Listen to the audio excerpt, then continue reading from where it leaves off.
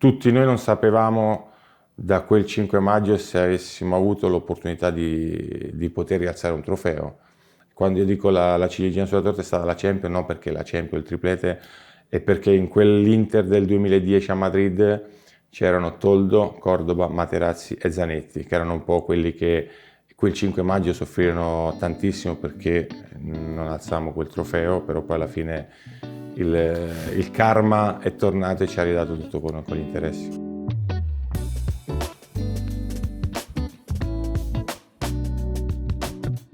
Racconti, aneddoti, storie, curiosità, le nostre storie di Serie A su Radio TV Serie A con RDS con Marco Materazzi. Ciao Marco. Ciao. Sei nato a Lecce, sei interista nel cuore, hai giocato parecchio a Perugia, ma per mamma e papà ti senti anche un po' sardo? Partiamo da qui.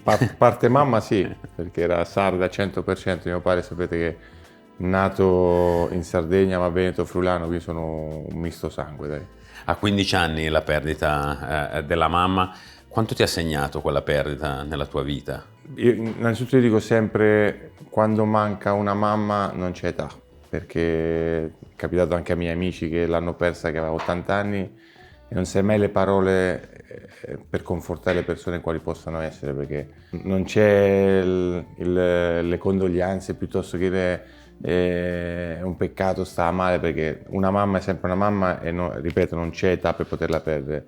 Sicuramente perderla nella fase di crescita, di adolescenza, non è bello, ma è stato secondo me più il mancanza di mia madre, che sono stati 4 anni veramente difficili, che io si è ammalata che avevo 11 anni e l'ho persa a 15, quindi quello un po' ti destabilizza, ma io avevo 15, mio fratello 12 e mezzo, mia sorella 17 e mezzo, io ho avuto la fase di tutte le età per poter vedere le sofferenze di ognuno di noi. Mio fratello, per dire, in quei momenti si è sfogato meno, ha pianto meno e magari adesso so che probabilmente ha sofferto di più, cosa che magari io e mia sorella possiamo avere ovviato tirando fuori, non so se era rabbia o se era dispiacere o quello che era. Rimaniamo nella sfera familiare, tua mamma si chiamava Anna, poi tu e tua moglie Daniela avete deciso di dare il nome di tua madre, Anna, a una dei tuoi figli. Non lo abbiamo fatto per essere terroni, lo sapete, io sono terrone,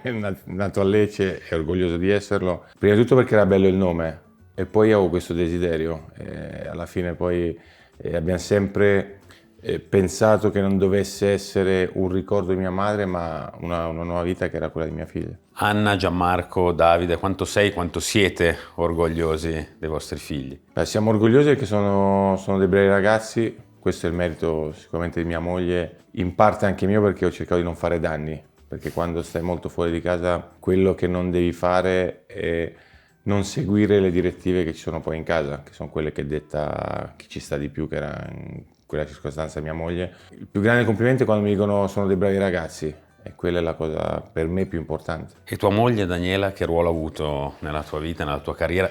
Ti è sempre stata al fianco, l'abbiamo sempre vista al tuo fianco nella tua carriera. Ma ha avuto un ruolo molto importante. Ha avuto. Ha avuto perché adesso è bello, perché mi può seguire, i figli sono grandi, finalmente possiamo tornare a essere una coppia, cosa che poi magari quando sono i figli di mezzo un po' si trascura. Quando mi ha preso facevo il militare, non giocavo, uscivo, e adesso invece sono un'altra persona. Chiudiamo il capitolo familiare parlando anche di papà. Giuseppe, come ha vissuto la tua crescita professionale? È rimasto sempre a guardarti da lontano o ha contribuito?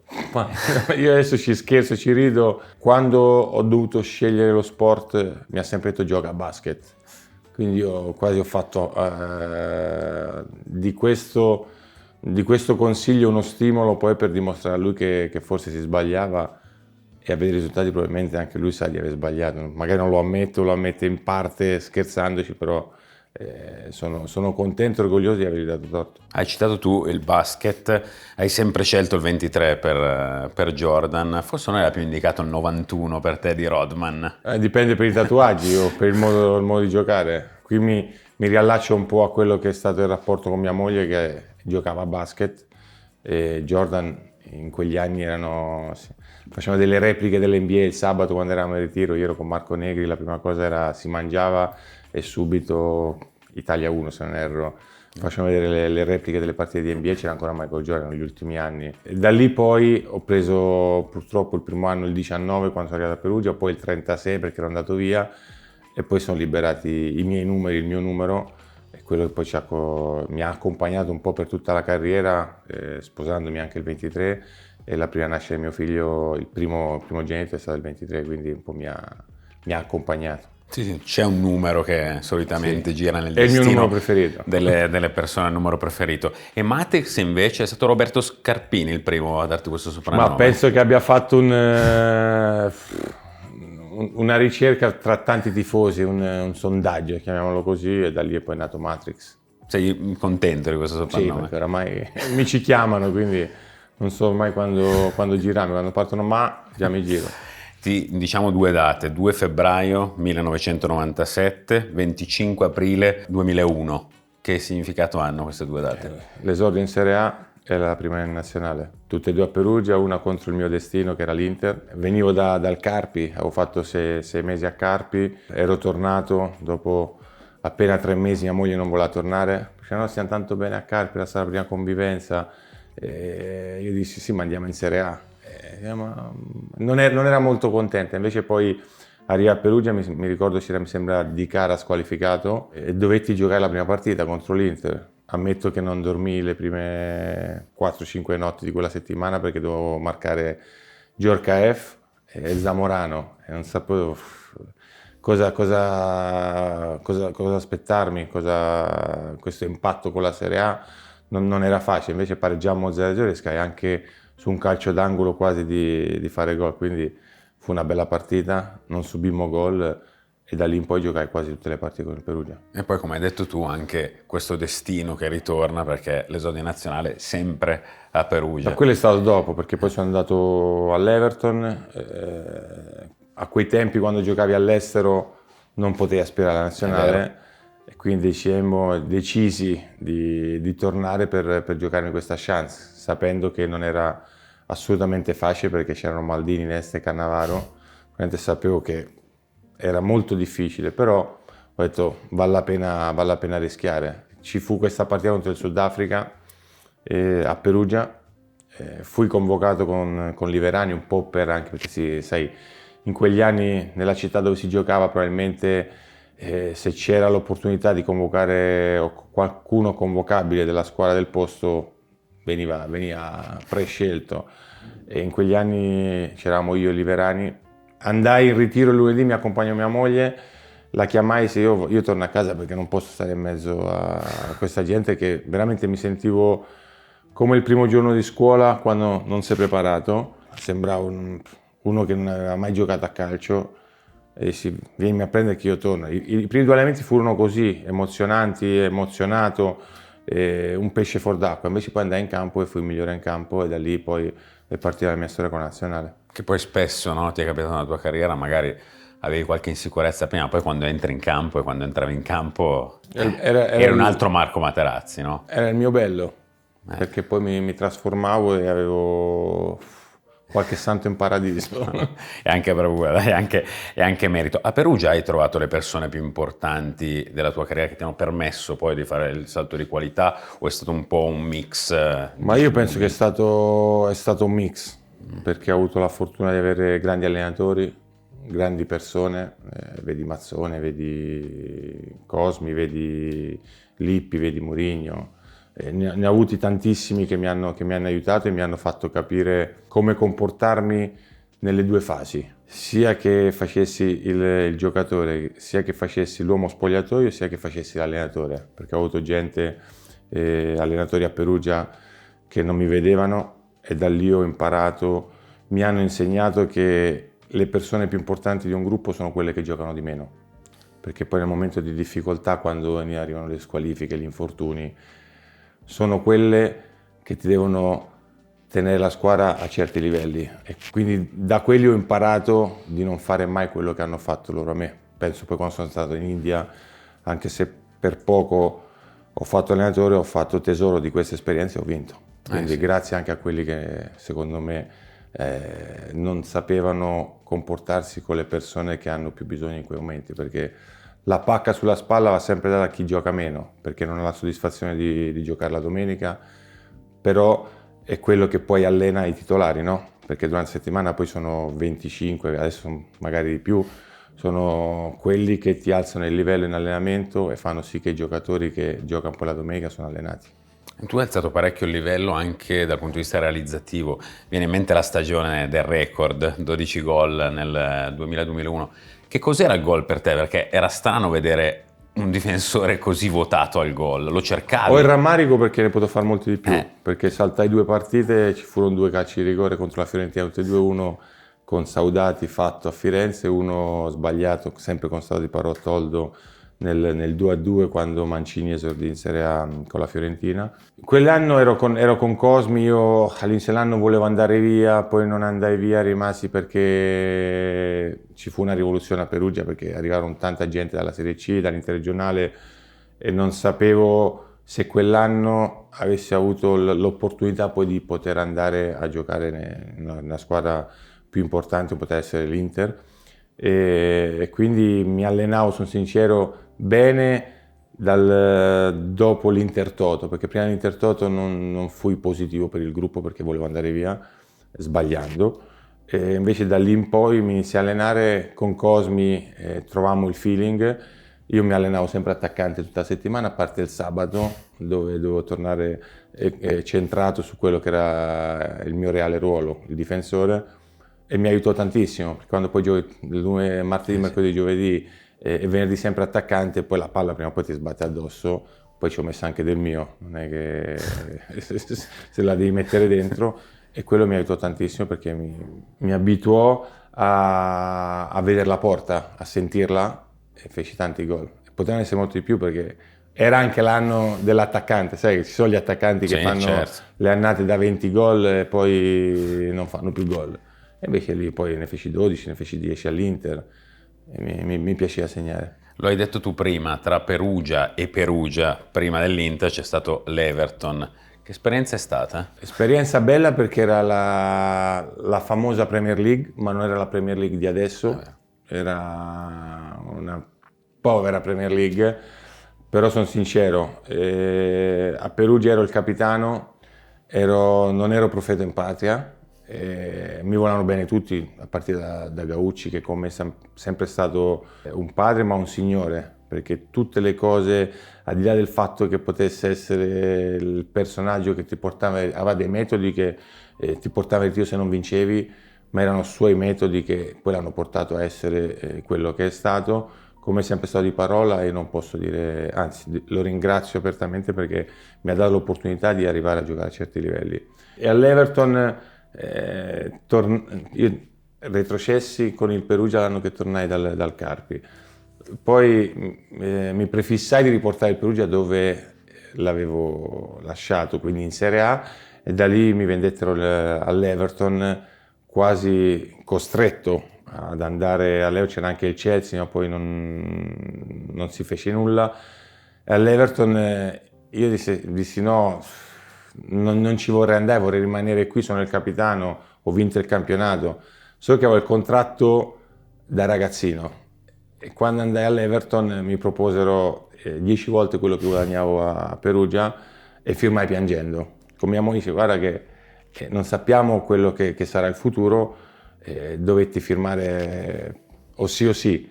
Infatti poi quando ci fu l'opportunità di tornai immediatamente, perché allora la Premier League erano i primi anni che arrivavano gli stranieri, da parte dei giocatori inglesi c'era un po' di gelosia, perché chi arrivava dall'estero magari guadagnava di più, quindi era sempre un po' un conflitto. Ti sentivi un po' ospite. Però però capii sicuramente cosa voleva dire essere straniero e giocare in un altro campionato, cosa che poi mi diede l'opportunità di aiutare quelli che arrivarono al Perugia, arrivarono all'Inter, a farli integrare con noi.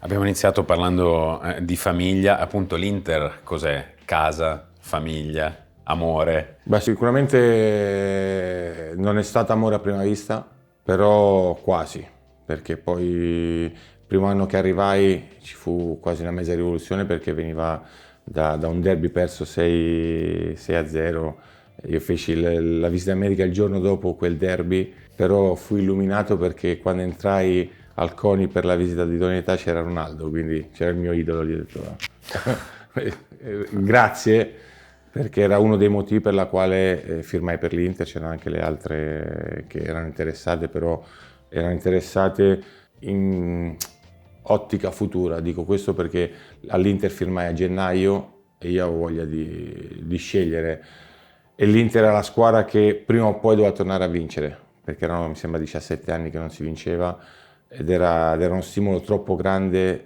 per non poterlo accettare. Quindi accettai, da gennaio mi concentrai sul Perugia come ho sempre fatto, però pensando anche all'Inter, perché era quello il mio obiettivo poi futuro, di cercare di vincere trofei, cosa che non avvenne il primo anno per colpa nostra, perché l'ultima partita la sbagliammo, però giocammo altre 37 partite dove io c'ero quasi tutte in campo e vidi cosa succedeva. Non potevo chiaramente fare niente, non potevamo fare niente nessuno, ma poi alla luce di quello che si è verificato tutti sappiamo come sono andate le cose.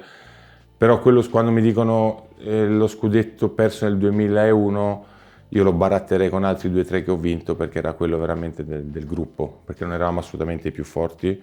Era stata cambiata quasi tutta la rosa, arrivarono con Seisao, Toldo, io, tanta gente dove nessuno avrebbe scommesso un centesimo su di noi, e poi arriviamo alla fine dell'anno che probabilmente meritavamo quello scudetto e lo perdemmo in maniera assurda, però è il calcio e tutti noi non sapevamo da quel 5 maggio se avessimo avuto l'opportunità di poter rialzare un trofeo.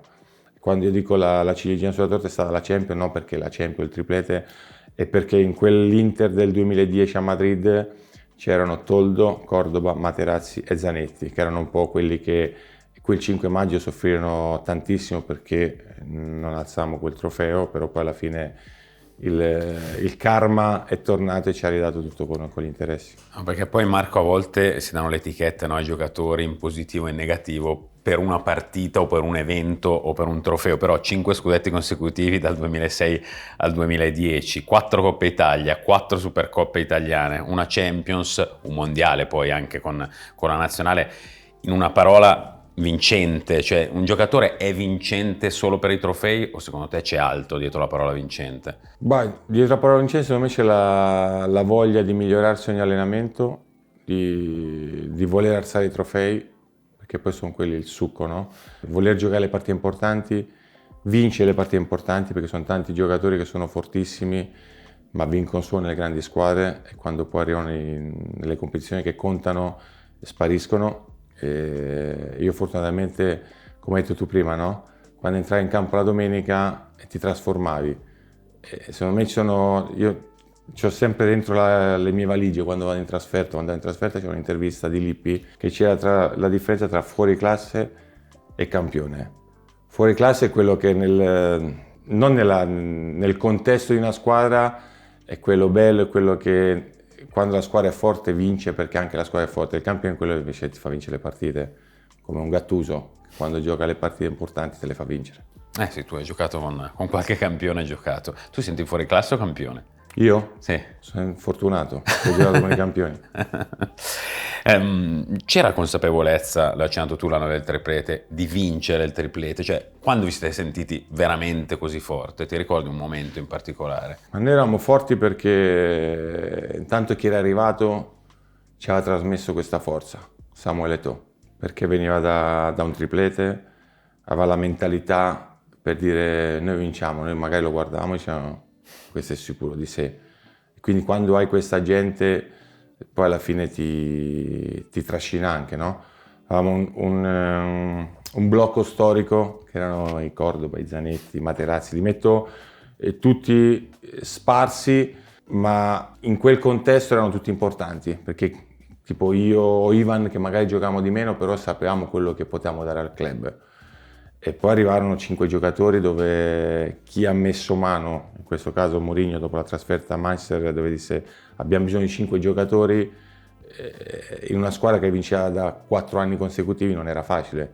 Invece arrivarono Thiago Motta, Lucio, Snyder, Pandev e Samuel Eto'o, chiaramente una squadra che non sapevi chi potesse stare fuori la domenica, come Maicon, Zanetti, Samuel, Julio Cesar, Toldo. Quindi è già una squadra piena di campioni, aggiungi questi 5, sai che poi hai non l'obbligo ma hai l'opportunità di vincere. E partita dopo partita chiunque andava in campo sapeva che doveva portare i 3 punti a casa, che sia stata Champion o campionato o Coppa Italia. Anche se nel percorso di tutto l'anno c'erano state le difficoltà, c'era stato anche il baratro, no? Perché è capitato una partita di Champions dove a 5 minuti alla fine eravamo fuori, poi da lì è stata tutta una scalata fino al trionfo. Oltre al 5 maggio che hai citato prima, perché poi abbiamo parlato delle cose positive, poi c'è sempre la parte negativa, c'è stato qualche momento complicato nella tua permanenza all'Inter in cui hai pensato magari forse quest'anno ho finito qui il mio ciclo? Se ho pensato questo è quando ho fatto qualche cazzata in campo, perché poi ho un rapporto troppo bello con Moratti, con Facchetti, che è stato quasi un padre, quello che mi ha protetto sempre di più in tutte le circostanze. Io ricordo quando a Empoli, l'ultima partita fece gol Adriano, quando si spogliò, che mostrò quel fisico a tutto il mondo. Dopo la partita, avevamo finito il campionato, eravamo in Champion, andai da Facchetti e dissi io voglio rimanere, era il 2006, no era il 2005, e gli dissi Giacinto io voglio rimanere all'Inter per il centenario, voglio fare il centenario all'Inter. Firmai per 2 anni, ma veramente allo stipendio di base, come si chiamava, no? Al minimo di stipendio, perché era veramente il mio desiderio, non erano i soldi la cosa importante, come magari poteva essere successo all'Everton quando ho firmato. E lui il giorno mi chiamò e ci viene a firmare, perché sapeva che per lui era una cosa bella da parte mia, un gesto bello da parte mia, importante da parte mia, però veramente faceva un affare, perché a zero, ma era veramente il mio grande desiderio quello di rimanere al centenario. All'Inter. Poi sono rimasto fino al 2010, la storia è cambiata, ho vinto un mondiale, ho rischiato di andare via prima del mondiale perché non giocavo, perché ho bisogno di giocare per poter andare al mondiale. Durante il mondiale stavo per essere ceduto quasi con il cartellino regalato al Villarreal.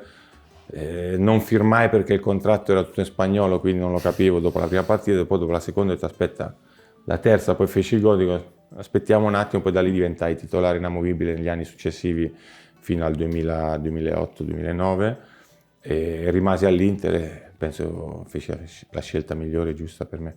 C'è stata qualche tensione, no, negli anni dell'Inter con qualche compagno, Balotelli su tutti, magari hai volato anche qualche schiaffo, ma con la tua trasparenza, la tua schiettezza ti sei guadagnato il rispetto sempre nello spogliatoio, ti sei sentito un po' il leader di quella Inter? Ma io penso che il leader in un gruppo non deve essere mai uno solo. E c'è il leader silenzioso, il capitano, all'Inter non c'era mai questa cosa, il capitano è quello che, è sempre stata grande democrazia, ancora tutt'oggi siamo fratelli, siamo amici, c'è rispetto, ognuno di noi poteva dire la sua e quella era la cosa bella perché poi ti aiuta a crescere, a far crescere il gruppo.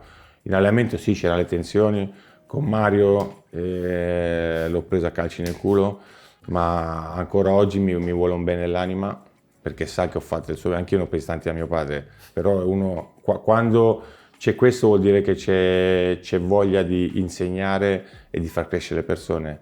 E con Mario l'ho fatto, non me ne pento, perché penso che in quel momento c'era bisogno di quello, ma per lui e per il gruppo e per la squadra, perché poi alla fine quando sei un gruppo devi stare nel gruppo, perché quando, diciamo sempre all'epoca di Cooper, un gruppo deve essere i leader che devono fare in modo che tutti remino dalla stessa parte, che poi alla fine chi non rema dalla stessa parte rimane indietro e si autoelimina da solo, no? Mario era troppo forte in quel periodo per far sì che si bruciasse e quindi anche per lui si ho fatto certe cose. 2 domande in una: quanto è stato difficile salutare l'Inter e perché poi hai scelto l'India? Beh, io non ho salutato l'Inter, nel 2010 non so ancora chi, ma mi sono chiarito con tutti, con Piero Ausilio, con Leonardo, mi dissero che da parte mia c'era troppa aspirazione a giocare la domenica, non te la so spiegare. E io chiamai Leonardo e dissi: guarda, se devo venire alla Pinetina senza l'aspirazione di poter giocare la domenica, sto a casa con i miei figli, perché non ha senso.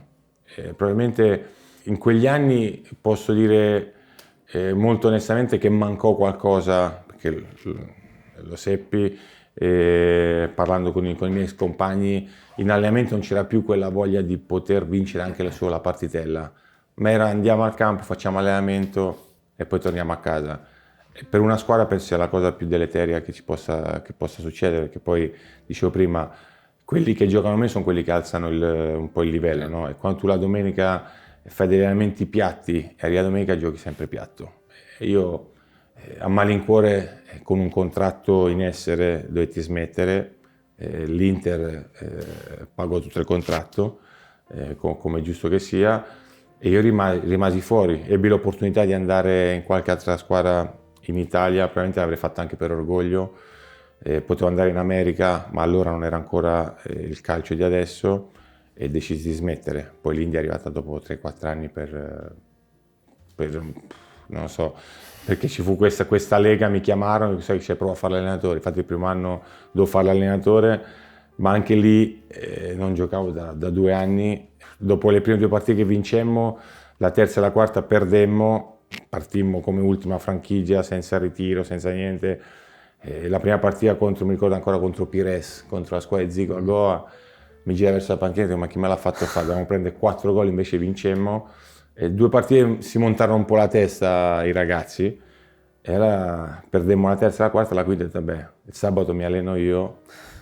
Ho fatto legna in allenamento, io ho tirato un po' il maestro Mazzone, no? Quando ci voleva ad alzare l'attenzione, dove serviva il bastone o qualche scatto per far sì che l'attenzione si riattivasse. Infatti poi vincemmo 3-4 partite, vincemmo la regular season a dispetto del pronostico, e poi l'anno dopo riuscì a costruire la mia squadra, un campo di allenamento, e vincemmo. Fu una soddisfazione perché era un campionato ancora vergine, dove il presidente faceva il presidente, dove decidevo tutto io con le responsabilità, salvando un budget, facendo gli interessi del club, e fu soddisfacente per quello, perché feci il manager, cosa che probabilmente in Italia è più difficile, perché in Italia sono alcuni presidenti che ti dicono: guarda, sarebbe meglio far giocare io mi dovrei snaturare, perché o vado via o li attacco al muro. Allora